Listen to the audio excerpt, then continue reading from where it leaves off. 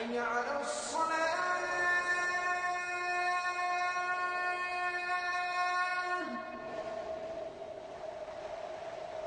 حي على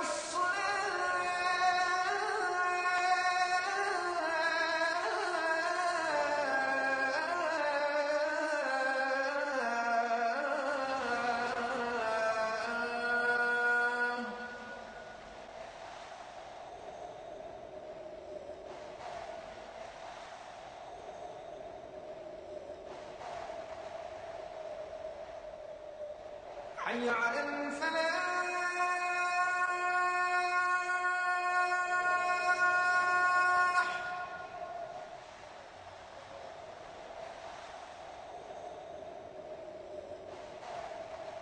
حي على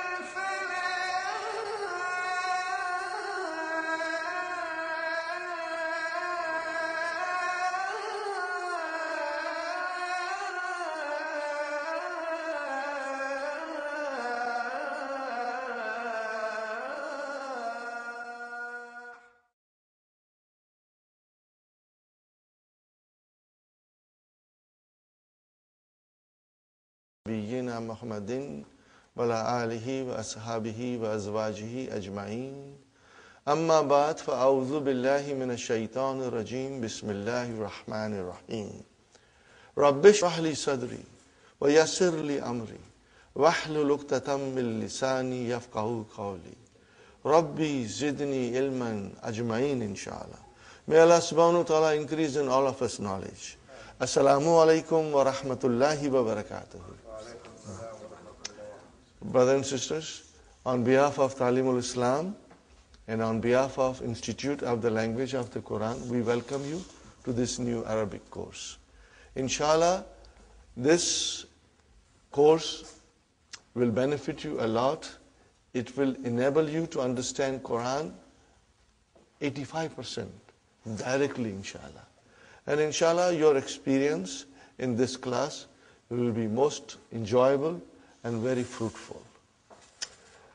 From the outset, I must tell you that I'm not a scholar. I do not have any university degrees. All I have is my experience.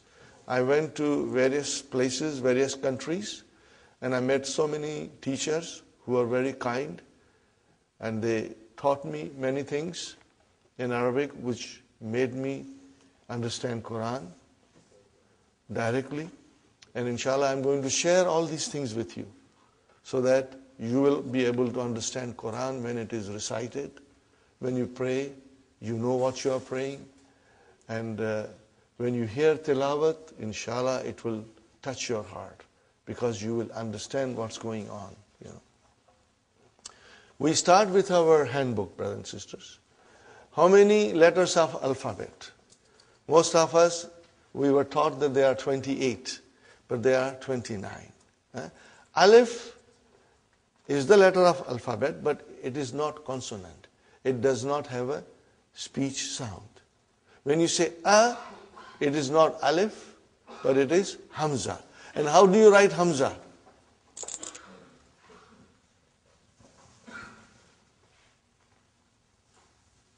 Are you with me? This is hamza, brother. Then what is this alif doing here? It is Hamza's chair. Hamza is very delicate. She needs a chair. Okay? So here is alif is the chair for Hamza. Sometimes waw will become a chair for Hamza.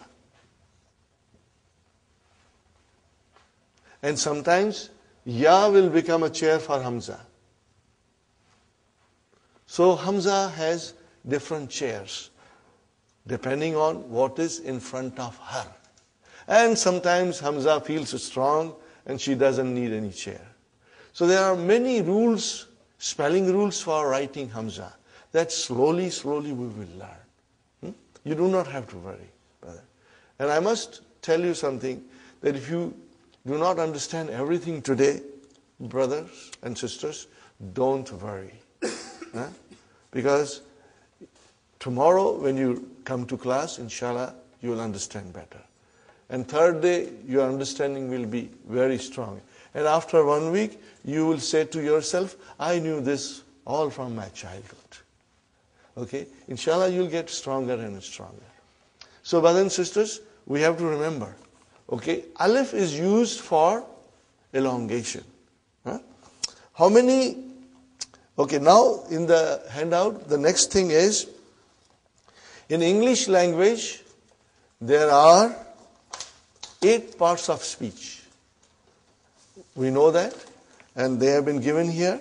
Noun, pronoun, verb, adjective, adverb, preposition, conjunction, and interjection. These are the 8 parts of speech. How many parts of speech in Arabic? 3. Noun, verb, and particles. Harf. Okay? So, brothers and sisters, how come there are 8 in English and 3 in Arabic? But the noun in Arabic also includes pronoun, adjective, adverb, and interjection. They are all covered in this category of noun. So we have to remember. So in fact, they are same as in English, but we do not have 8, but instead of 3. Okay? When we say pronoun, there is a word for pronoun in Arabic, which is damir, but it still comes under the category of noun. This is just a general idea, brother. You will, inshallah, as we go along, you will notice that, inshallah. The next thing is, brother, the letters of alphabet. Okay, brother and sister, and as we said, there are 29 letters of alphabet, out of which 28 are consonants, and alif has no speech sound. When you say a, it is the sound of hamza. Now, how many vowel signs, brother, in Arabic language? Only 3. Dhamma, fatha, and kasra. Are you with me, brother? Dhamma, fatha, and kasra. Now remember, these are short vowels. Okay, they are short vowels. So if I say to you, if I write like this, what will you say? Bu. Short. Bu. If I write like this, what will you say? Ba. Short vowel. And if I say this, then it is bi. Short. Now in order to do elongation, I put here alif. Now you see, the job of alif is to elongate. Now this is ba. And then I put vav here, and it is bu. And if I put ya here, it is bi. Are you with me? Now, there are there are three vowel signs. Dhamma, Fatha and Kasra only. And there is a fourth thing we must understand, and it is called Sukoon. Are you with me, brothers and sisters? There are many ways of writing Sukoon. Sometimes it is like a tiny circle. Sometimes they write like this. But I prefer tiny circle because it's better when you want to understand properly. Okay. Now, Sukoon is not a vowel sign. Sukoon is not a vowel sign. What is Sukoon then? Sukoon tells me that there is no vowel sign on the Arabic letter. Are you with me, brother? Okay. Where is the vowel sign here? On ba. What is on vav? It's a Sukoon. Why? There is no vowel sign. There is no vowel sign. Okay. No, this you never write. You never write. But you understand. If I say ba, where is the vowel sign? Ba. On the ba. What is on alif? There is a sukoon. We don't write it. But there is a sukoon. We don't write it. And what about B? Where is the vowel sign? On the B. What is on the ya? A sukoon, because there is no vowel sign. Now these things are to be remembered. And even if you forget, don't worry, because I will be repeating these things often. You know, some of you will, when we go a little bit deeper in the course, all these things will come to you. Okay? So you don't write it. You don't write it, but it is there. Okay. I give you another example, brother.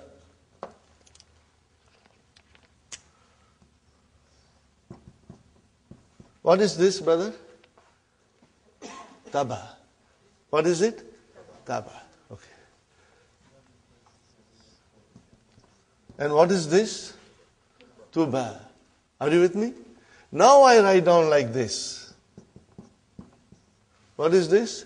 Tab. There is no vowel sign on ba. Tab.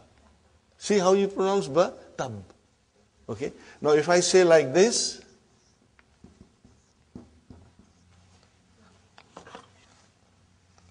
what is now, brothers and sisters? Tub. Tub. Here it was tuba, and here it is tub. So there is a sukoon on ba. If I write like this, brother,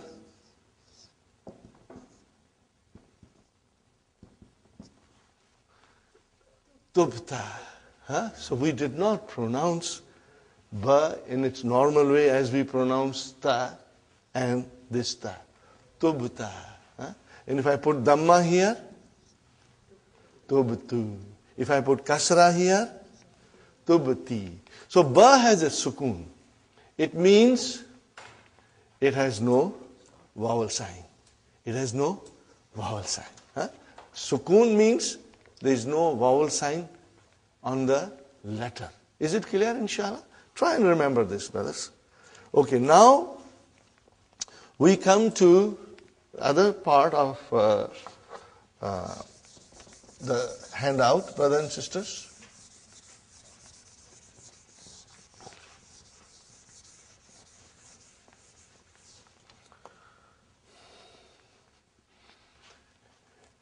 The noun is either definite or indefinite. Sahih, brothers and sisters? Either it is definite or indefinite. What do we do in English when it is indefinite noun? How do we describe it, brother? By using a or an. Are you with me? This, when it comes in front of a noun, makes it indefinite. How do you define it? Make it definite? The. Okay, brother. Now, In order to define an indefinite noun in Arabic, we do not have anything similar to this. But at the end of the noun, we put double vowel sign. Are you with me? We put double vowel sign. If the noun ends with a dhamma, then we put two dhammas. If the noun ends with a fatha, then we'll put two fathas. Huh? If the noun ends with a kasra, we put two kasras. This is called tanween. What is it called? Tanween. Huh? Tanween.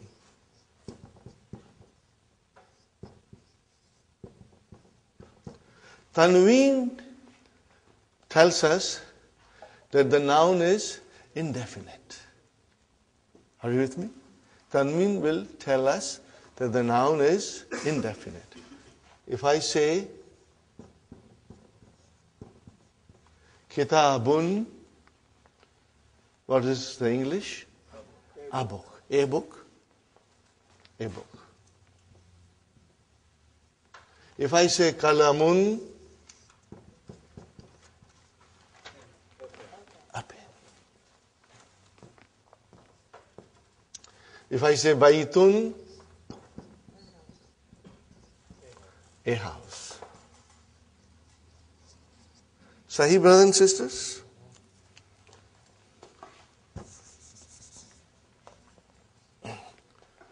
And then, how do I make it definite?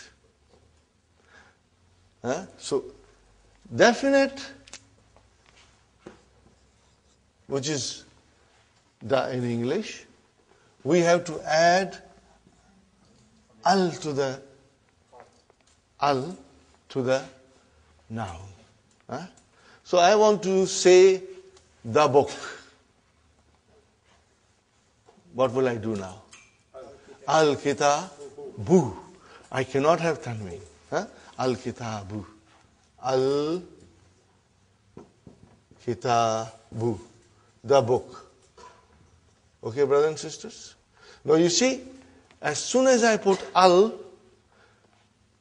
like a magic, one vowel sign got dropped. Instead of bun, it became bu. Got the idea? Now, if I say kalamun, a pen, I want to say the pen. What will I do?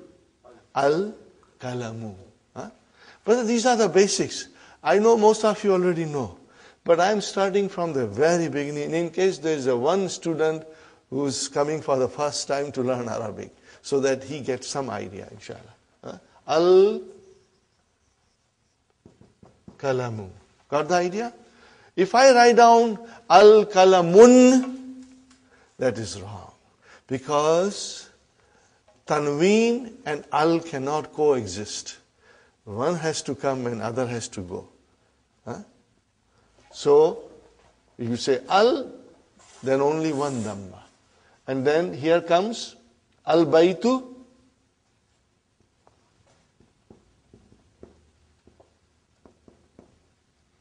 Okay, instead of baytun, it became al-baytu, means the house.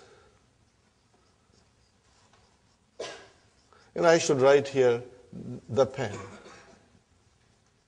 Okay. Is it clear, brothers and sisters? Yes. Okay. Now, we come to something which is always sometimes confusing to the students, but I will explain you, and I'll keep on explaining you in every session. Whenever I get an opportunity, I'll be asking you questions and also repeating my point, so that if you have missed it out, you will inshallah remember. But I said baytun, it is indefinite. How about if I write down Muhammadun?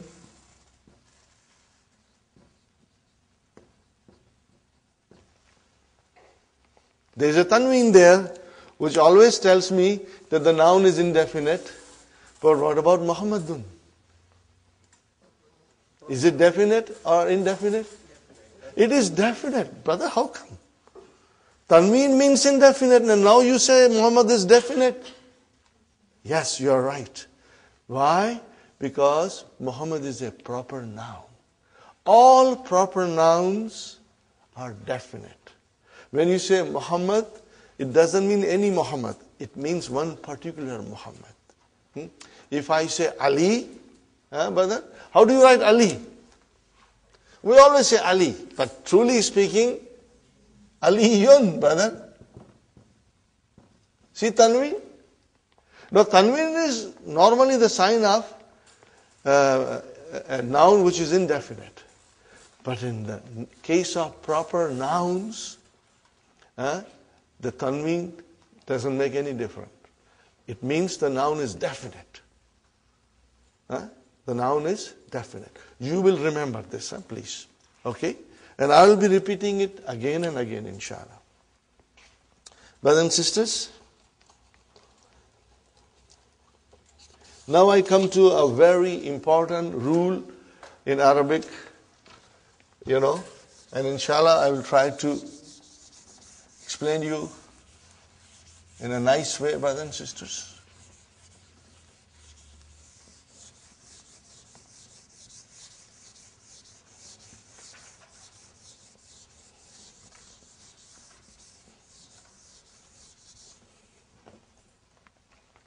The beauty of Dr. Abdul Rahim's book, brother and sister, as I said, I admire it and I always mention it, and soon you will also feel the way I feel it, Every lesson is designed in a way to teach us something.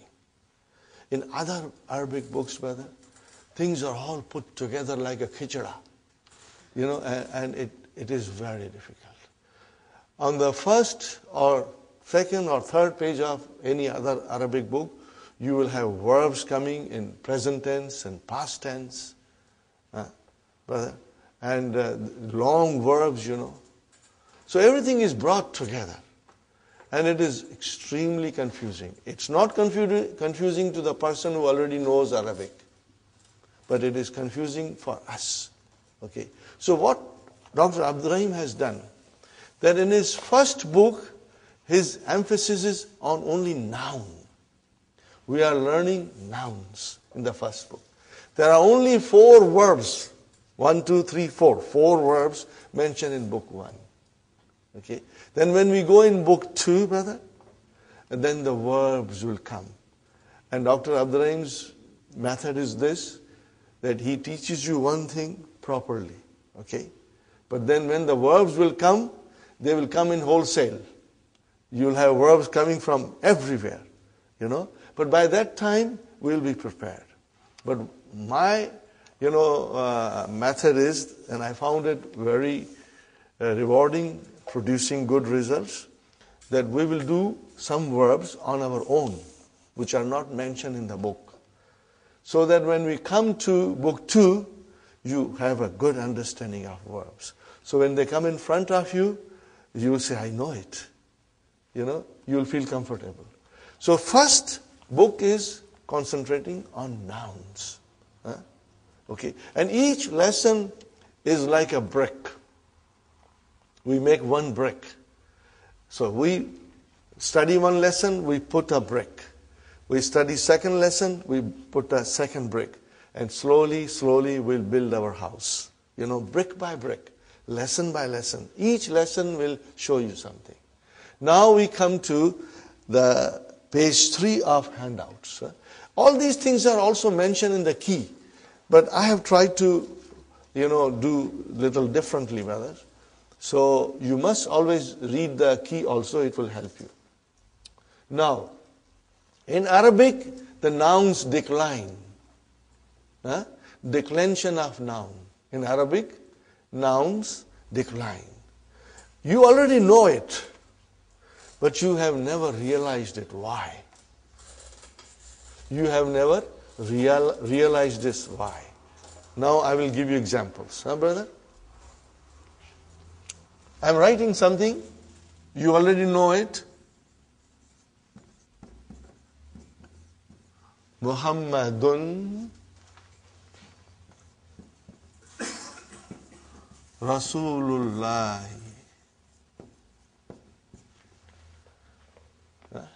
What is the English, brother? Muhammad is the messenger of Allah. Very good, brother. Then I say to you,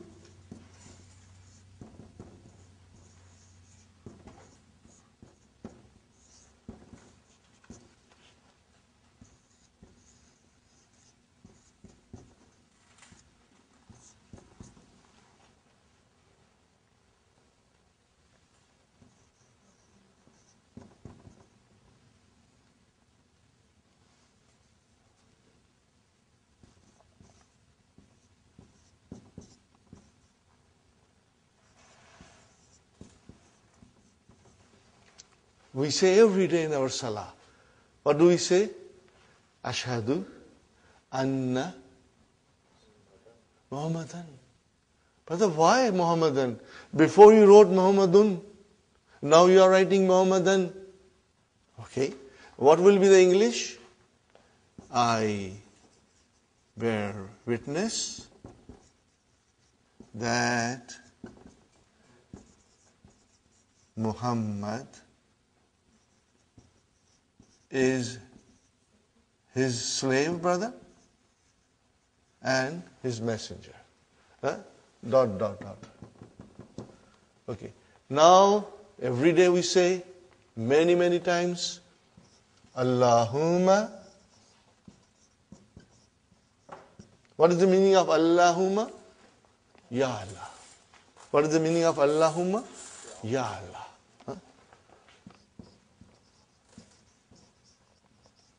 Allahumma salli. We say every day, Allahumma salli ala Muhammadin.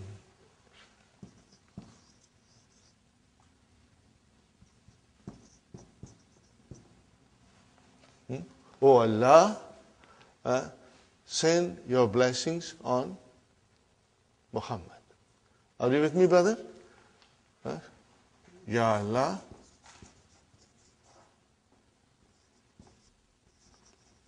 send your blessings on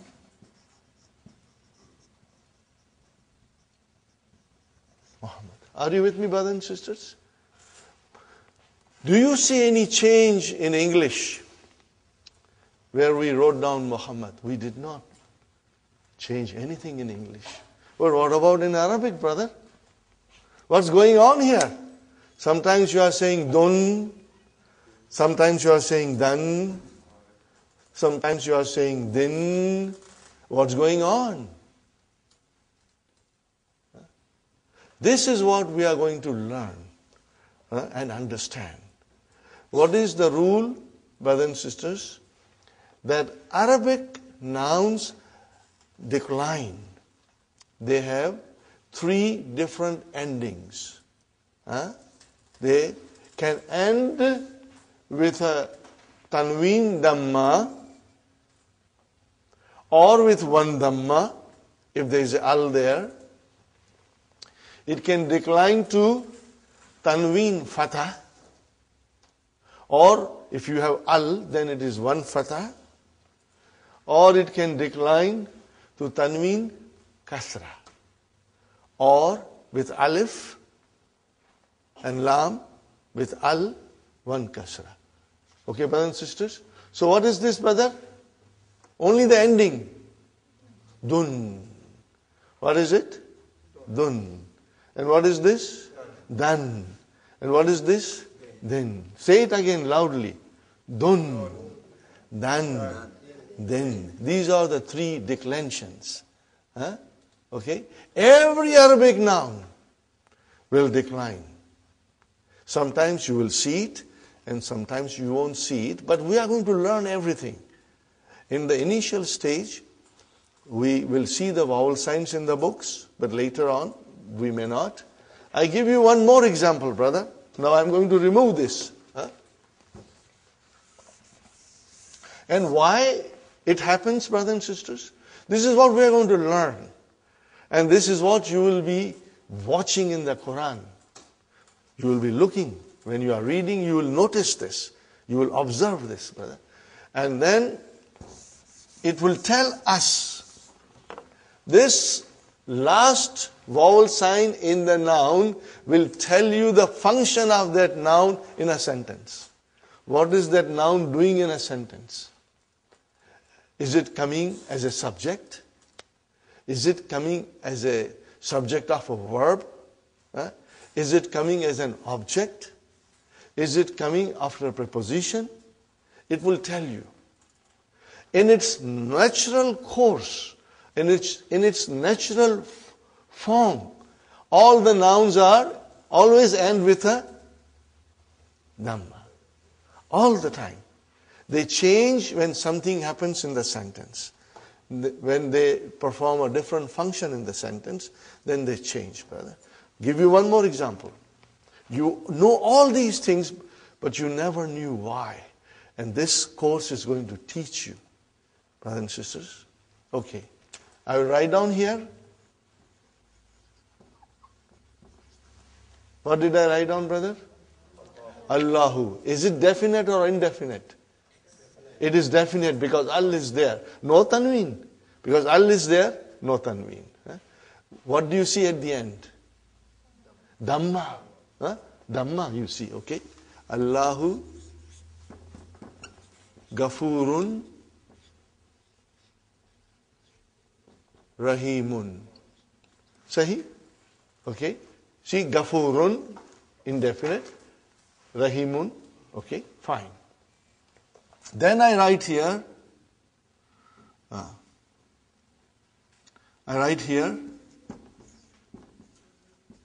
Inna Allah. Why, brother? I put Allahu there, now I am putting Ha. Allah. Something is happening in the sentence. Okay? Inna Allah Ghafurun Rahimun. Got the idea, brothers and sisters? Inna Allah Ghafurun Rahimun. Correct? Now what is at the end of Allah? Fatah. Why it is single? Because it is definite. Sahi? Now we say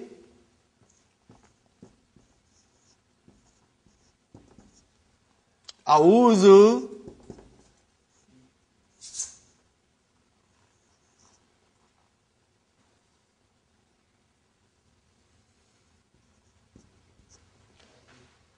What did I write down? A'udhu. Hey, come on, give me a break, brother. What's going on here? Sometimes you are saying Allahu, sometimes you are saying Allah, and now you are saying Allahi. What's going on? But as we know, the nouns decline in Arabic language. And we are going to learn about that. Are you with me? We are going to learn about that. Okay? And let's learn the terminology now. The terms. If the noun, brothers and sisters, look at carefully. If the noun ends with a Dhamma, be it a tanween or one, it should end with a Dhamma. Be it a tanween or a single Dhamma. It is called marfu. What is it called, brother? This you will have to memorize. Marfu. Are you with me, brothers and sisters? If the noun ends with a Dhamma, you will call it marfu. You will say the noun is marfu. Okay? What do you call it in English? You will call that it is in nominative case. Brother, if you are comfortable, we will use some English terms, but later on you will be most comfortable with Arabic terms. Marfu is nominative case.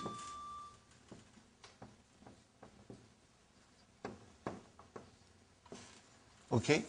Now if the noun ends with a fatha, be it a tanween or be it a one single fatha at the end of a noun, then we say it is mansoob. What is it, brother? It is mansoob. What do we call it in English? Either you call it objective case or accusative case. It's mentioned there. Objective case or accusative case. Are you with me, brothers and sisters? Huh? But we will memorize these terms that I'm writing. Now if the noun ends with a kasra, be it a tanween or one, we will say the noun is majroor. Not majboor, majroor. Okay? Majroor, majroorun. Are you with me? And in English it is called genitive case. I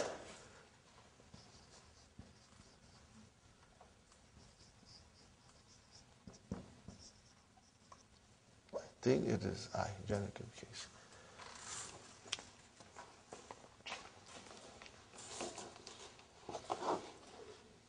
Yes, the genitive case. And accusative case, maybe I should write down accusative case also. Mansoob is accusative case.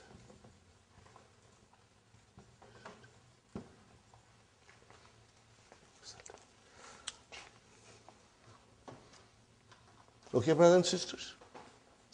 So today, you must memorize marfu, mansoob, and majroor. We will repeat it every day. And brothers and sisters, this thing will stay with you all the time when you are reading Quran. It is in the back of your mind that the nouns can be marfu, according to the function it performs. It can be mansoob or it can be majroor. As you can see, we say Allahu Ghafurur Rahim. We said Allahu. As soon as I put inna in front of it, I said inna Allah.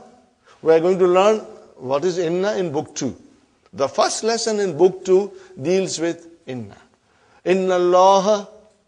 Okay. And then as soon as something came, billahi, which is a preposition, it changed the noun into a majroor.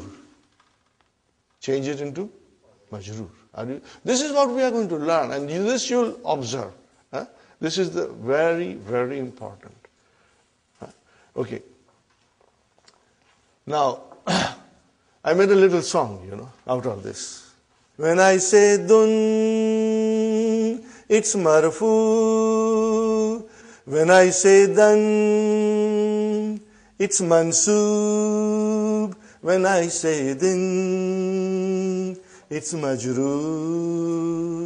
When I say dun, it's marfu. When I say dan, it's mansoob. When I say din, it's majroor. Therefore, dun dun dan dan din din, dun dun dan dan din din, dun dun dan dan din din, dun dun dan dan din din, dun dun dan dan din din, dun dun dan dan din din, dun dun dan dan din din, dun dun dan dan din din. One more time. When I say dun, it's marfu. When I say dan, it's mansoob. When I say din, it's majroor. Therefore, dun dun dan dan din din, dun dun dan dan din din, dun dun dan dan din din, dun dun dan dan din din.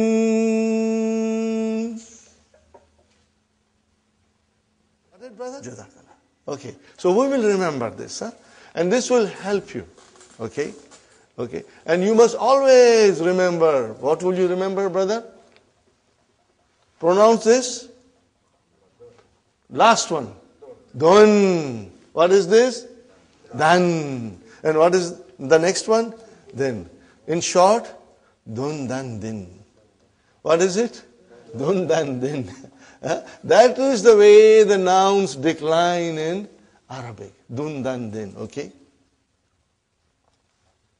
Now I compose another song, but I have to, because I'm not a musician, but sometimes I get that inspiration and I do it, you know. Maybe later on I will, inshallah. To refresh you, again I will do it, inshallah. Are you with me, brothers and sisters? So 3 pages from the handout. Huh? Now we go to the main book. Brother, we go to the main book. Ad-Darsu Awwal. Okay? Hadha. What is, sister, the blue book? Yeah?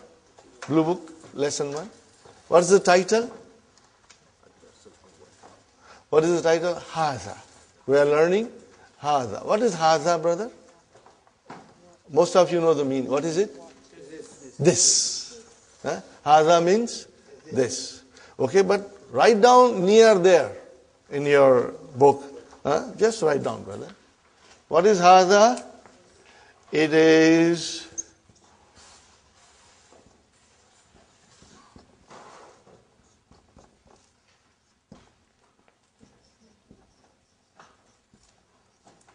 what is it, brother?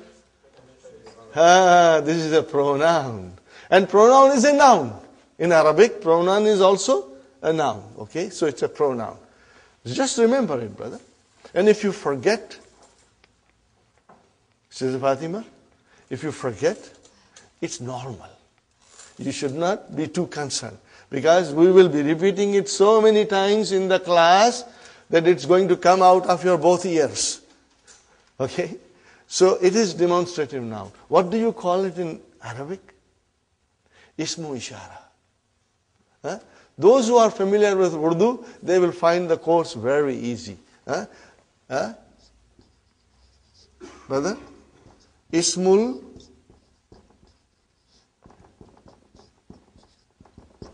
Ishara. Huh? We will be repeating it. Right now I'm, throwing these things at you. But please do not be gabarified, because we will be repeating them. And it will, inshallah, become part of your vocabulary and part of your memory, inshallah. Huh? Hadha. Are you with me, brother? What is hadha? It is a demonstrative pronoun, which means it's a noun. Are you with me? Okay. And then in Arabic we call it ismu ishara. We call it ismu ishara. Okay? Inshallah. Now, these are the sentences, simple sentences we are studying. And I'm not going to go in detail, but very soon we'll go in detail, because ours is an intensive course. We will be moving at a steady pace, brother. Huh? Now, as you know, you are all supposed to read. Huh? You must know how to read, and you will be writing all these things in your book. And the more you read and write, you will become stronger, brother. And in the class, if you are a team of husband and wife, it's a great thing, because you can go home and read to each other and discuss with each other, and it will help. Every day, brother, you got to do your homework. This is just like coming to a college or a university program where you go in the morning to the university, go home and study, come back and learn more. So our course is like that. If you will work hard, you will succeed. If you won't, then it will be a problem. Okay. What is the first? Hadha baytun. What is it? Hadha baytun. Now, normally, when you speak, you do not say baytun, you say hadha bayt. Just like in Quran, when you stop, you give a sukoon. But for our course, we will repeat dun, dan, din, we will repeat because we want to understand properly. Brother, those who speak Arabic fluently, just like us, we speak English fluently. But do we know the grammar? We don't know the grammar.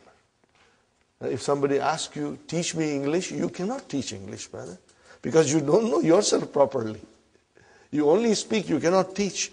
Same way, the people who speak Arabic, when they say Hada Bait, or when they say Muhammad Talib, or Raitu Muhammad, or Marartu bi Muhammad, they are not very sure about the endings.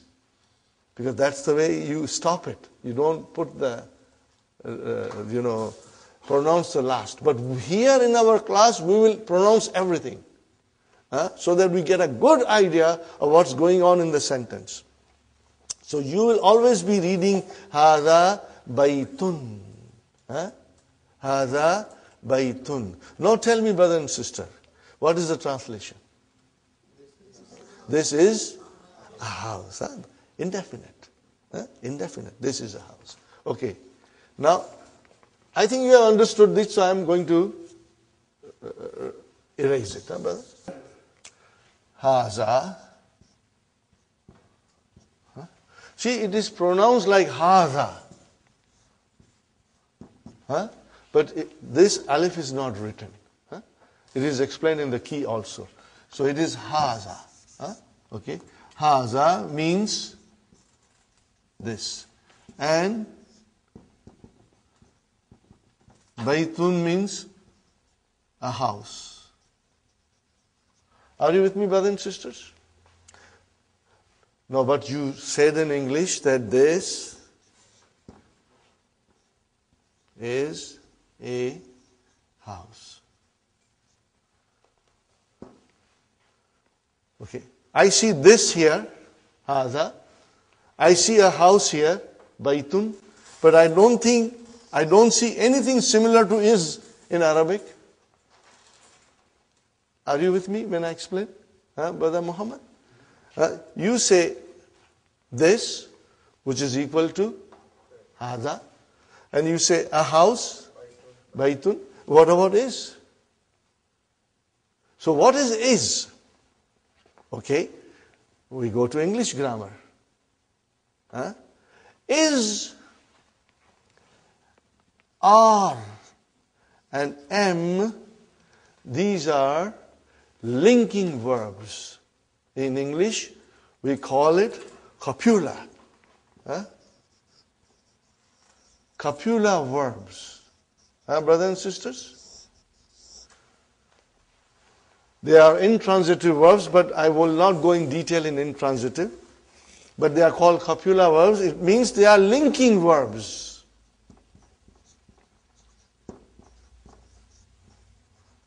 They link one noun with another noun. Okay? Or it links the subject with the other noun. Okay? They are called linking word in English. They do not exist in Arabic language. They are not there. There is no need. Okay? When you say Hada kalamun, we only said two words. This, a pen, but you will translate, this is a pen. But in Arabic, what will you say? Hada kalamun. You will say Hada kitabun. There is no is or am or are in Arabic. So you have to keep that in mind. And what are they called in is, are, am are called in English grammar? Copula verbs. Yes, brother.